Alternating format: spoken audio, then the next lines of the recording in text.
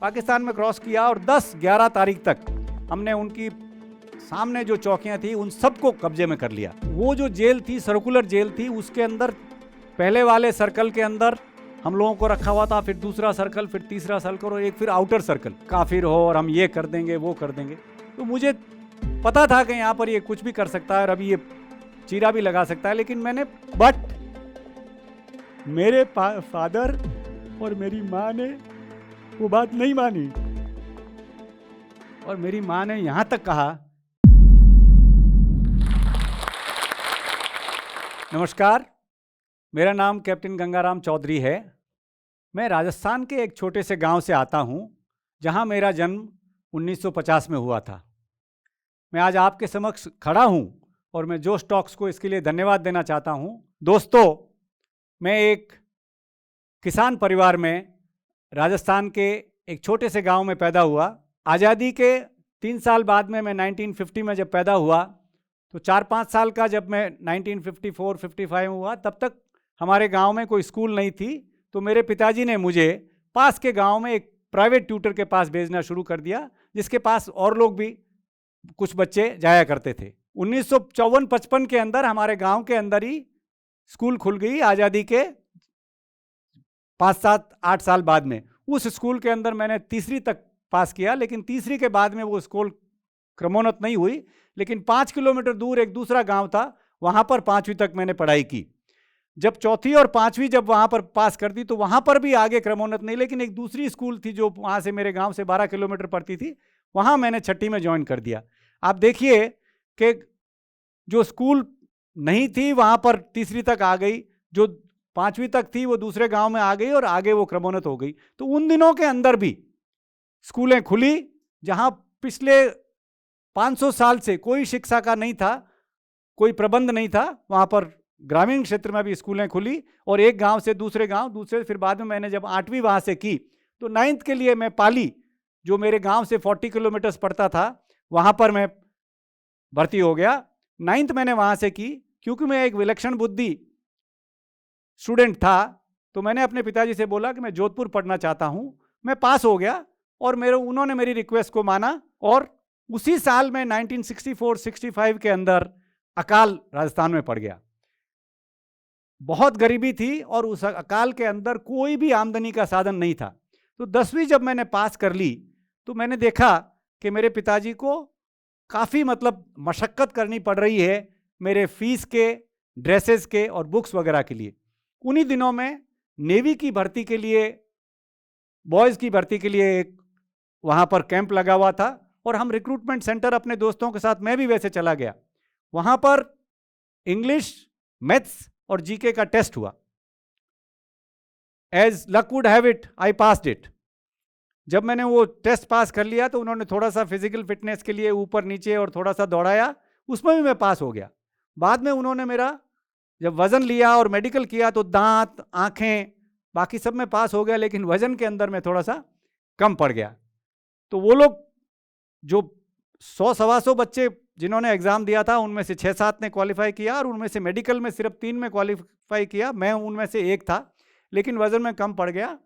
उन लोगों ने देखा कि मैं जो एग्ज़ाम हुआ है उसके अंदर टॉप किया है और फिजिकल में भी, फिटनेस में भी ठीक था, तो उन्होंने बोला कि आप केला खाइए, दूध पीजिए और 4-5 दिन बाद में आइए। मैं कुछ दिनों बाद में जब वापस गया, तो मेरा वज़न भी ठीक हो गया, क्योंकि मैंने जो उन्होंने कहा वो किया और मैं भर्ती हो गया। आ गया जोधपुर और 7-8 दिन के अंदर ही उन्होंने मुझे, जो रिक्रूटमेंट सेंटर वाले थे, हम तीनों को, जो मेरे 2 साथी थे, वहाँ से रवाना कर दिया। जब हम रवाना हो गए, यहाँ से जा रहे थे, तो रायपुर और जबलपुर के बीच में, जब विशाखापट्टनम जहाँ पर ये बॉयज़ की ट्रेनिंग होती है, उसके बीच के अंदर मेरे पास जो मेरी एक थैली थी कपड़े की, उसमें मेरा पहला पैंट था और उसमें 2 मेरे जो वो चेक टाइप के कच्छे होते हैं वो थे, वो चोरी हो गए। अब मेरे पास एक निक्कर थी और एक कमीज था आधी बाहों का, और वो जो मेरा जो भी पूंजी मेरे पास थी वो, बट मेरे जो पेपर्स थे और मेरा जो ट्रैवलिंग का रेलवे का वारंट था वो बच गया। तो उसी स्थिति के अंदर हम लोग गए विशाखापट्टनम में, मैंने ज्वाइन किया और जैसे ही मैंने ज्वाइन किया, सितंबर का महीना था 65 का, और जाते ही जब पता लगा, तो 2-3 दिन के अंदर ही हमको थोड़ा सा सावधान विश्राम और परेड वगैरह कराई और कुछ एजुकेशन के बारे में और नेवी के बारे में बताया, और फिर दिन के अंदर वो हमको रेंज पे ले जाके 303 फायरिंग की ट्रेनिंग कराई, क्योंकि पाकिस्तान ने 65 का अटैक कर रखा था इधर वेस्टर्न बॉर्डर पे, और ईस्टर्न साइड पे इतना कोई खतरा नहीं था, लेकिन समुद्र जो है वो बंगाल की खाड़ी में ईस्ट पाकिस्तान था उन दिनों में, और हम लोगों को दिन में वहां पर फायरिंग की प्रैक्टिस करवाते थे रेंज पे, और रात के अंदर जो बाकी वहां के नेवल जो ऑफिसर्स और जो नेवल सेलर्स थे उनके साथ में मोर्चा लगा के हम रात भर वहां, जब नेवी की हमारी जो ट्रेनिंग चल रही थी बॉयज़ की, उसी के अंदर एग्जाम्स वगैरह में जब 6 मंथ्स के बाद में हमारा टेस्ट हुआ, उसके अंदर भी मैंने टॉप किया।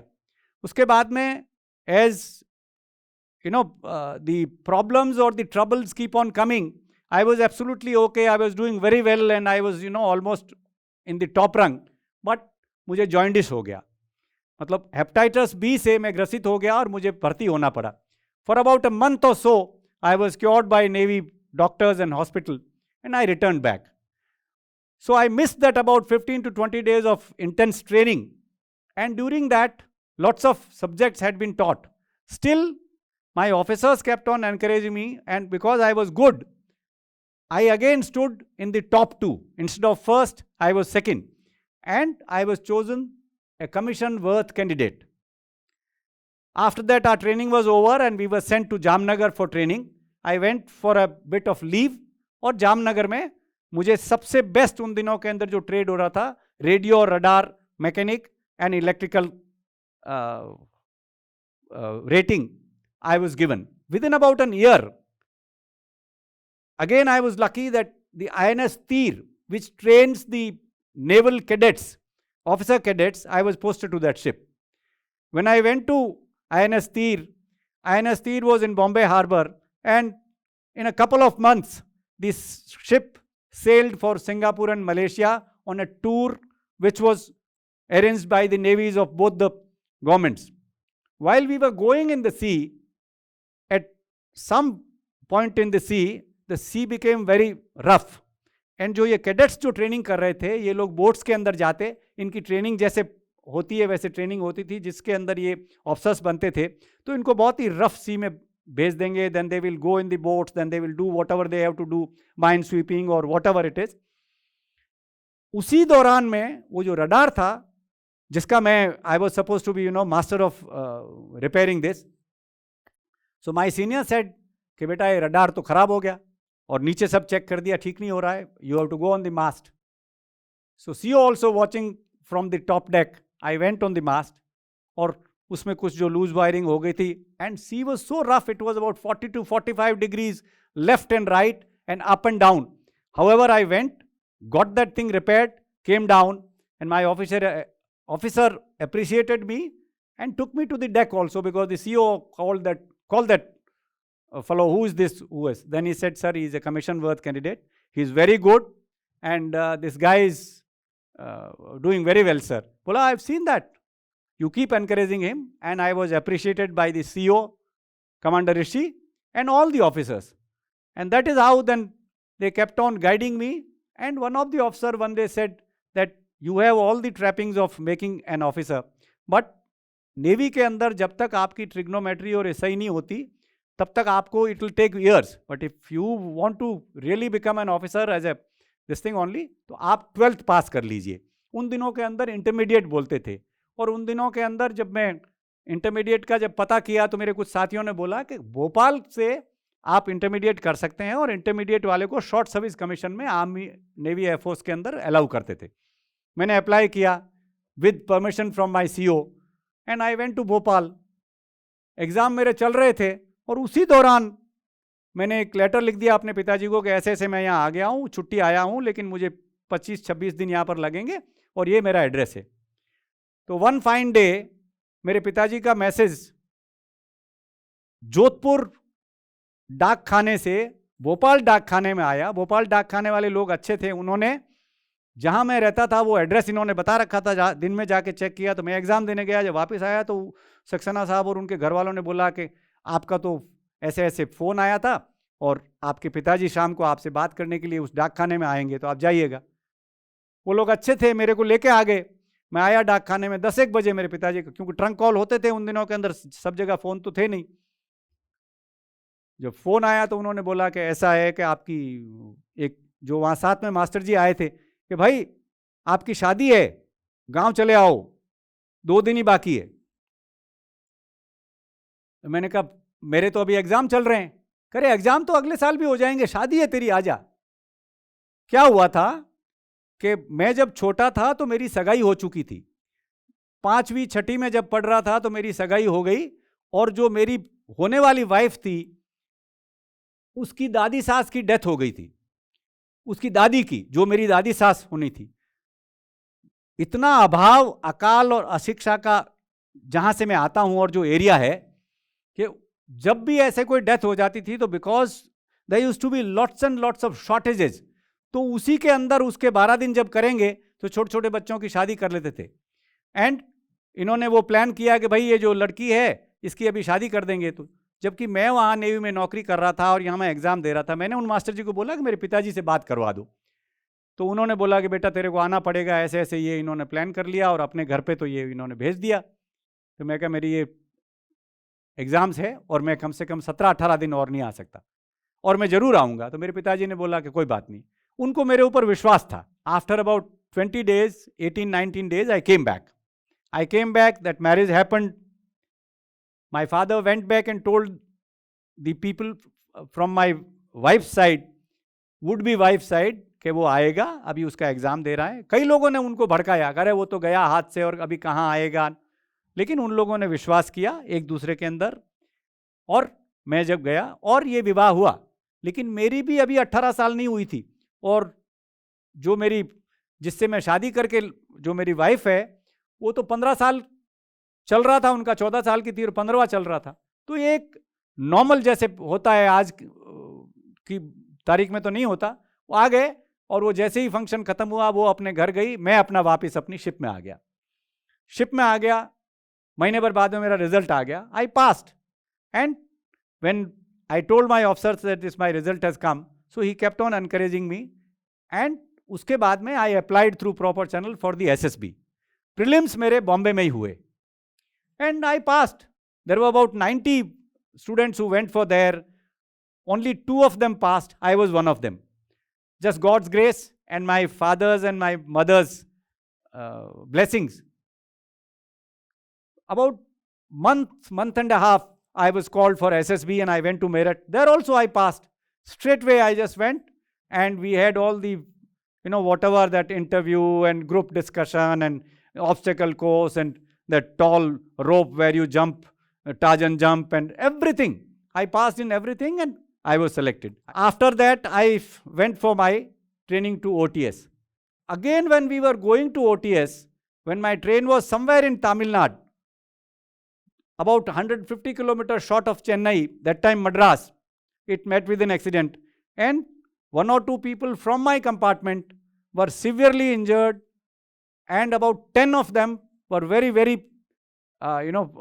badly injured. I also was injured, but I got a minor wound on my, ये मेरी कोनीप के ऊपर। अब उन्होंने सारे जितने भी घायल हुए थे और जो बहुत ही ग्रीवियस थे, 1-2 की थोड़े वो ख़त्म भी हो गए थे, तो उन्होंने गाड़ी रोकी, कलेक्टर और एसपी वगैरह आ गए और बोला भाई इनको सबको शिफ्ट करो हॉस्पिटल में। मैंने उनसे रिक्वेस्ट की कि सर मैं तो OTS मद्रास जाना है और मेरा तो कल ज्वाइन करना है। तो बोले भाई नहीं, ये तो सब। देन आई रिक्वेस्टेड, वहाँ जो भी ऑफिसर खड़े थे, मुझे जाना है, मेरे पट्टी हो गई, I am quite okay. So somehow they allowed and I went and joined there.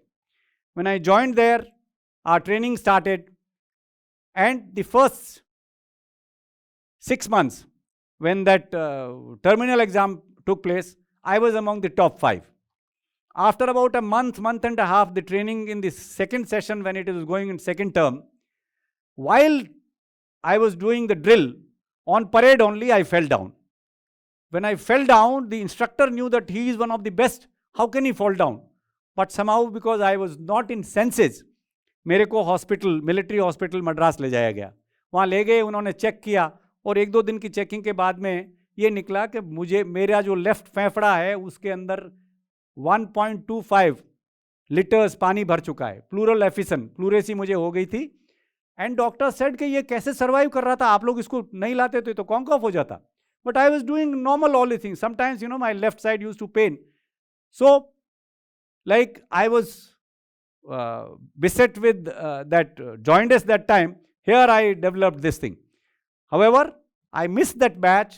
I went to hospital. I was cured, but I went to the next batch, passed out with that, and I was in the top 7 in merit when I passed out, and I got Gorkha Rifles. So I went and got commissioned in Gorkha Rifles, 3rd 9 GR, and 1971 August we passed out. September I joined my unit. And within about a month, we were moved to the front area along with my unit.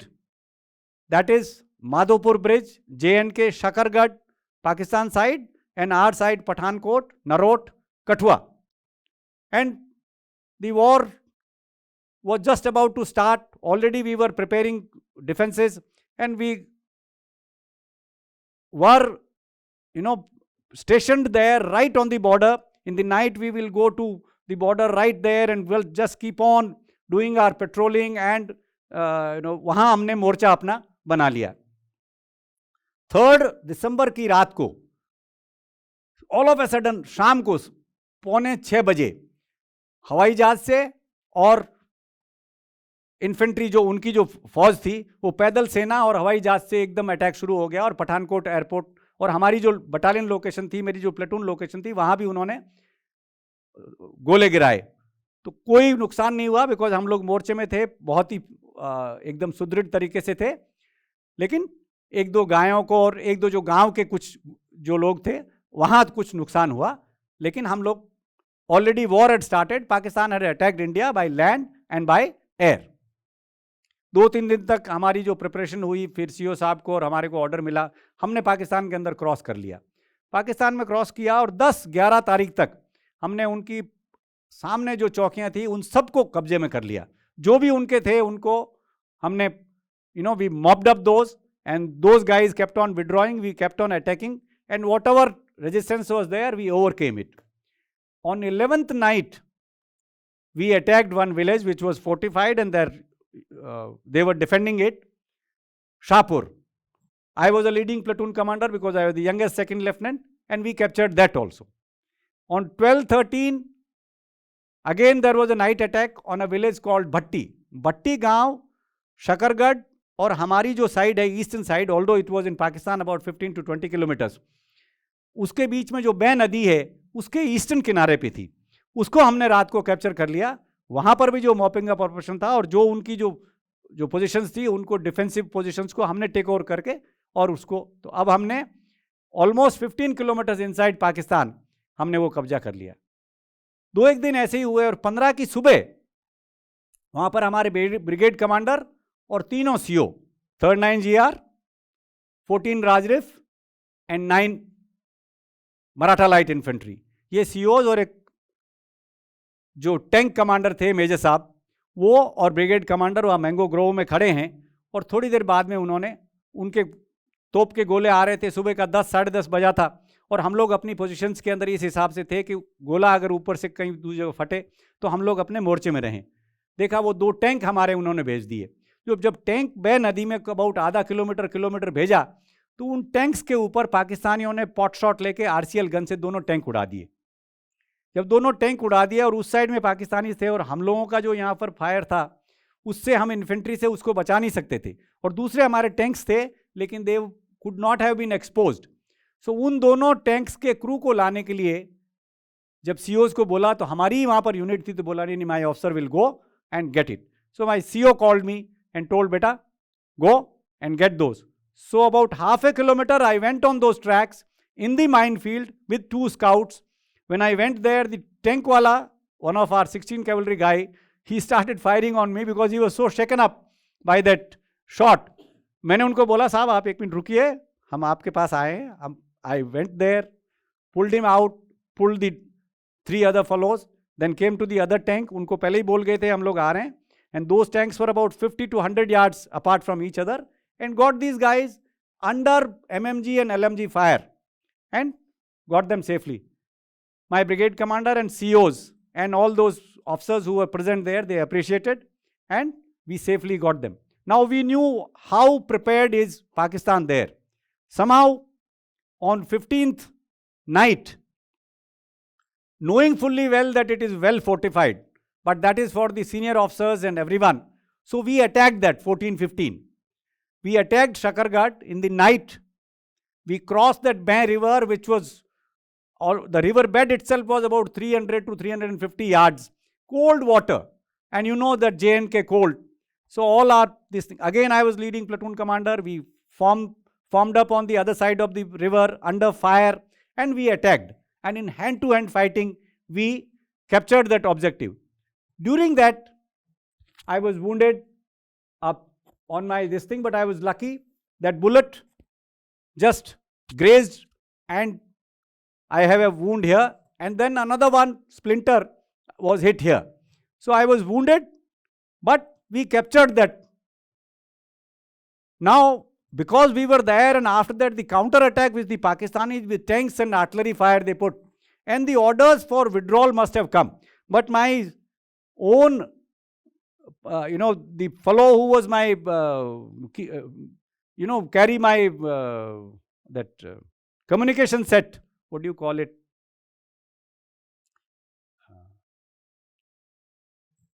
He had been killed while we were attacking, Ganga Bahadur. So, and half the platoon was either wounded or killed, including me. Now, it was very difficult for me to find a person for that, so that was kept with me. Because I was wounded, and I now could not even put my helmet also, because I had tied it up with my this thing. Shell putty, which I was having my own, I had used it on my Havaldar because he had been wounded grievously in his knee. I had just tied it on my muffler and all these things and kept on bleeding. And I just don't know, the orders for withdrawal could not be followed, and all those platoon people who were with me were either injured or killed.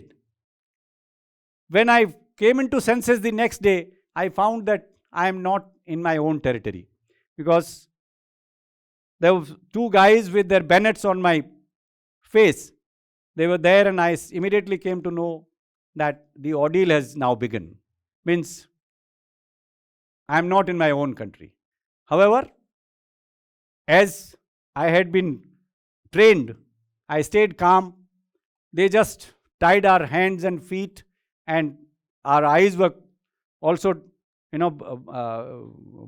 closed and blinded, and we were just thrown like, a piece of luggage in a truck. After about an hour and a half, we were stopped. We were taken to one bunker.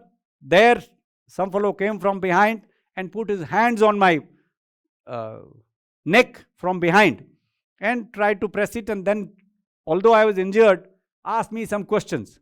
I had no answers. I just said, my name is this, and this is my unit. And barring my CO's name and my own this thing, I knew nothing. So they kept on asking what happened and this and that and all. But I hardly knew, about tentacles and this and that, and I don't know what radars and all.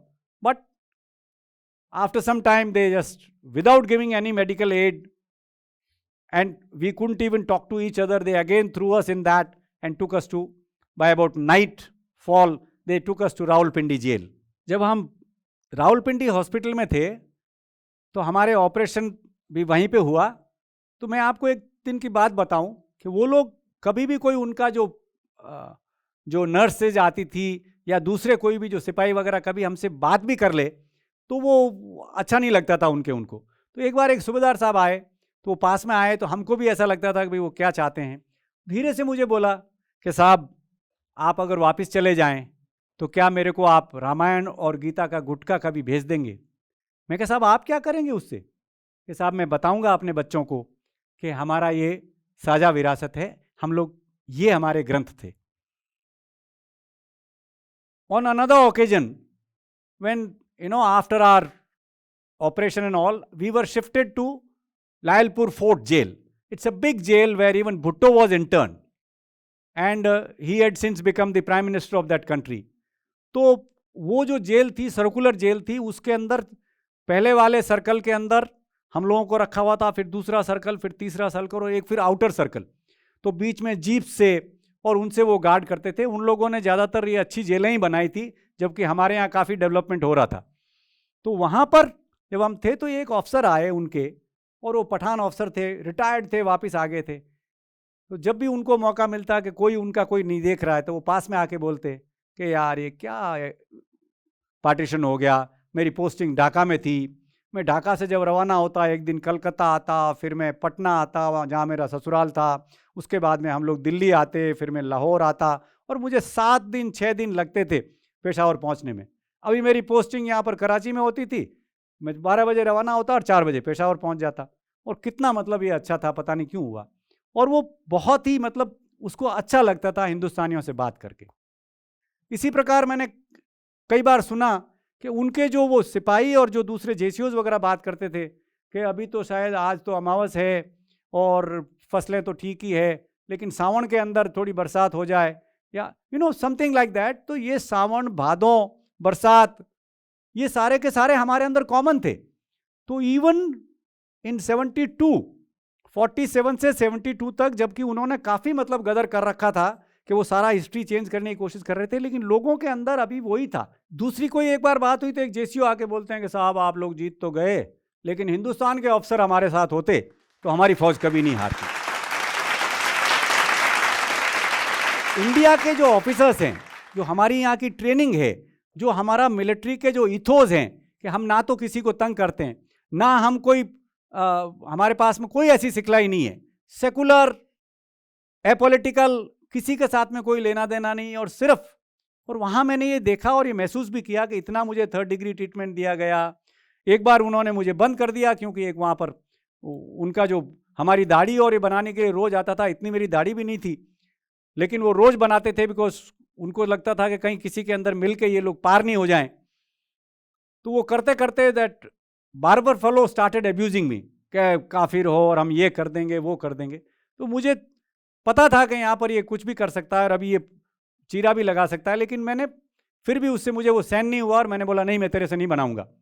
तो वहाँ से जो उनका सिपाही check कर रहा था, उसने फटाफट अपने ऑफिसर को बुलाया और बोला कि साहब ऐसे ऐसे वो आए। मैंने कहा साहब अगर मेरे आपने करनी है तो इसको बोलो मेरे से बात नहीं करे, अपना काम करे, नहीं तो ये मेरे देश के बारे में या मेरे धर्म के बारे में या जो भी बात है उसके बारे में कोई बात नहीं करे।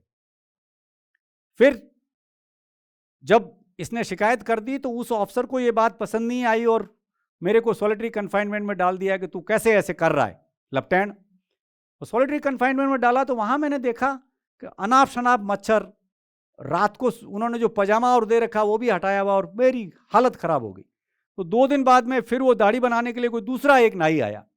जब वो आया तो वो भी वहाँ पर एक कैदी था, उसने मुझे बोला इधर उधर देख के कि साहब जी असी तो उत्थे सरगोदा दे हुण और पहला साड़ियाँ जमीना थी, और वो अपने पंजाब की इस साइड की बात करे, वो यहाँ से उस साइड में चला गया था, बहुत दुखी था। I found that this fellow was very fond of the old combined India. And उसने जब देखा कि मेरे जगह जगह सब वो फुंसियाँ हो रही और मच्छर खाए हुए हैं, तो मैंने उसको रिक्वेस्ट किया यार क्या करूँ कि साहब आप अगर बताएं नहीं तो मेरे पास ये डिटॉल की बोतल है, आपको दे देता हूँ। मैंने कहा अगर देख लिया तो उसने मेरा जो मग था उसके अंदर वो डिटॉल डाल दिया और फिर मैंने वो डिटॉल पूरा लगा दिया। My whole body got burnt. मेरा कहने का मतलब वहां पर भी ऐसे ही लोग थे जो एक तरफ बहुत ही कट्टरता दिखाते, दूसरी आपको हेल्प करने की कोशिश करते। शिमला एग्रीमेंट होने के बाद में भुट्टो साहब आए। जब भुट्टो साहब आए यहाँ पर और शिमला एग्रीमेंट करके आ गए तो वो हमसे मिलने के लिए आए और उन्होंने हमको ऐसे भाषण दिया, जाओ हम तो ये कर देंगे वो कर देंगे। और वैसे ही जबकि हम लोग तो थोड़े से वहाँ पर जो POWs थे वही थे हिंदुस्तान के, but in full force he gave that lecture and उससे हमको ढाढ़स बंधा कि मेरे हिसाब से हमको भेज देंगे।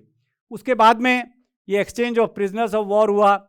उसके अंदर हम जो वेस्टर्न साइड पे 525, 500 550 और 525 के बीच में जो थे वेस्टर्न साइड पे जो पकड़े गए थे, या तो हमारे जो BSF के और दूसरे जो ऑफिसर जो जवान थे जो पहले ही दिन पकड़े गए जब उन्होंने सरप्राइज अटैक किया, या हमारे जैसे लोग थे जो लास्ट डे में फुल फोर्स में हम लोगों ने अटैक किया कि जितना हम कब्जा कर सकें करें। और उसके अंदर क्योंकि उन लोगों को पता था, वो लोग तो वहां पर तो मिलिट्री का रूल था, हमारे यहाँ पर down the line you will not know what is the government और द डिफेंस मिनिस्टर और the chief of the army staff things. तो हम लोगों के पास तो सीज फायर का भी ऑर्डर प्लाटून कमांडर के पास या बटालियन कमांडर के पास नहीं आता है, वो बाद में रेडियो से या ऑर्डर से ही पता लगता है डाउन द लाइन। तो उसके बाद में हमारा रिपेट्रिएशन हुआ। रिपेट्रिएशन होने से पहले एक बार क्या हुआ कि वहां पर मेरे और एक मेजर साहब थे दूसरे, उनके आंख में गोली लगी थी, तो वो बहुत ज़्यादा उनमें पस हो गया, और मेरे जो वुंड्स थे इनके अंदर भी पस होता रहता था, और मेरी अकल दाढ़ भी वहीं पे आई। तो वो जो अकल दाढ़ आई थी तो मेरा वो पूरा सूज गया। तो शिमला एग्रीमेंट हो चुका था, वो लोग भी देखते थे, तो कई बार उन लोगों के अंदर भी उनके कईयों के ऑफिसर या जवान फ्रेंड्स इस साइड में थे जो बांग्लादेश में उनके पकड़े गए थे। तो उन्होंने एक बार कोई गाड़ी करके मिलिट्री, वहाँ जेल में तो कोई हॉस्पिटल इतना अच्छा था नहीं, तो लायलपुर के अंदर हमको ले गए किसी सिविल हॉस्पिटल में। सिविल हॉस्पिटल में जब लोग हम वहाँ पर गए तो वहाँ पर हमको देखने के लिए, उनको पता था कि हिंदुस्तानी आ रहे हैं, तो जनरल नियाजी की बहन और एक दो और लेडीज और कुछ बच्चे और जो लोग थे वो देखने के लिए हिंदुस्तानी आए। तो हम लोगों को उस दिन पजामा और कुर्ता दूसरा पहनाया था, वो जो काला वाला जिसके ऊपर पीछे क्रॉस लगा हुआ वो नहीं। तो मेजर चौधरी और हम, वो ग्रेनेडियर्स के थे, हम लोग जब वहाँ पर गए तो जब वो हमारा इलाज चल रहा था और डॉक्टर मेरा दांत चेक कर रहा था, तो अंदर से उन्होंने आके देखा। तो जब बोला कि कहाँ है वो हिंदुस्तानी, तो बोला ये बैठे ना दोनों, कि ये तो पाकिस्तानी है ना। कहने का मतलब उनका जो परसेप्शन था हिंदुस्तानियों का कि वो फैट, शॉर्ट, चोटी, काले कलूटे, वहां पर ये वाला परसेप्शन हो गया था। Even Niazi's sister who was quite, she was not very young, but उन लोगों को ऐसा ऐसा ये कर दिया गया था। तो मतलब उन्होंने कहा ये तो पाकिस्तानी है ना, हिंदुस्तानी कहाँ है। तो the meaning is that we were perceived as something lower, something smaller, and not capable of fighting those people. However, we won that war of Bangladesh. We were repatriated after about 11 months and 15 days. We were received on the Wagah border. Amritsar people and collector gave us rousing reception to all of us who came. Then Delhi के अंदर बहुत ही बड़ा स्वागत हुआ। और फिर मैं जब अपना डीब्रीफिंग के बाद में अपने गांव गया तो मेरे गांव के आसपास के कोई 50 गांव के लोग, मेरे पिताजी और उनके जितने भी आसपास के लोग थे, वो सारे के सारे मुझे रिसीव करने के लिए आए। यहाँ मैं बताना आपको भूल गया कि जब मैं पाकिस्तान में था और ये जो लड़ाई हुई थी, क्योंकि हम लोगों ने उस अटैक के अंदर घायल हो चुके थे और हमारे कुछ साथी और मेरा खुद का जो रेडियो ऑपरेटर था, इवन ही हैड डाइड, सो मेरी पलटन ने मेरा बिस्तरा गांव भेज दिया और उसमें लिख दिया कि आपके सन ने बहुत अच्छी बहादुरी दिखाई, he is missing believed killed. जब ये मेरा बिस्तरा मेरे गांव चला गया तो एक सिस्टम है कि बिस्तर अगर किसी का चला जाता है, क्योंकि जब सोचते हैं कि भाई अब वो बंदा नहीं रहा, तो कुछ लोग हमसे, मेरे पिताजी से और माताजी से मिलने के लिए भी आ गए, बट मेरे फादर और मेरी माँ ने वो बात नहीं मानी। और मेरी माँ ने यहाँ तक कहा कि मेरा अगर बेटा काम भी आ गया देश के, मैं मेरे बाकी 5 बच्चों को भी भेजूंगी। And my father refuse to believe that he is no more. And लोग आते गए मिलने के लिए, लेकिन उन्होंने मेरा लास्ट राइट्स या 12 डे करने से मना कर दिया। महीने 1.5 महीने बाद में जब हम लोग पाकिस्तान में थे तो वहाँ से उन लोगों ने रेडियो से हमारा वो करके अनाउंस किया। तब मैं भी बोला कि मैं सेकंड लेफ्टिनेंट GR चौधरी, राजोला कला चौधरी मोटाराम जी का बेटा, मैं जीवित हूँ, मैं ठीक हूँ, मेरे को कोई तकलीफ नहीं है। कहने का मतलब उनकी फिर सांस में सांस आई, and I was alive and we came back. When I went to my village, sea of human beings, पूरे 50 गांव के लोग, बच्चे और लेडीज, एंड वो सारे लोग आए, इतना बड़ा स्वागत हुआ। और कईयों ने बोला कि चौधरी साहब हम भी विश करते हैं कि आपके बेटे जैसा हमारा भी बेटा हो। तो मैं यहाँ ये कहना चाहता हूँ कि उस वक्त भी लोगों में अच्छाई थी। मेरे पिताजी की जो सीख थी कि आप सीखते जाइए, संयम रखिए, वो मेरे पग पग पे काम आया। आज रिटायरमेंट के बाद भी जब मैं उसके बाद जब आया तो मैं फिर state bank of India join किया, मेरा शॉर्ट सर्विस कमीशन पूरा हुआ। स्टेट बैंक में भी मेरा काम यही था कि ex serviceman, I was a security officer, I joined as a boy in the Navy. I rose in State Bank of India to be the Chief Security Officer of the biggest bank of the country, and it is just because of belief that काम करते जाओ, मेहनत करो और हमेशा सच्चाई और जिसको बोलते हैं कि किसी के प्रति कोई भी जो रखना है वो सकारात्मक ही भाव रखना है और सबके साथ मिलकर आगे बढ़ना है। और अगर आप ईमानदारी से और समर्पण से कार्य करते रहेंगे तो आपके लिए स्काई इज द लिमिट। अब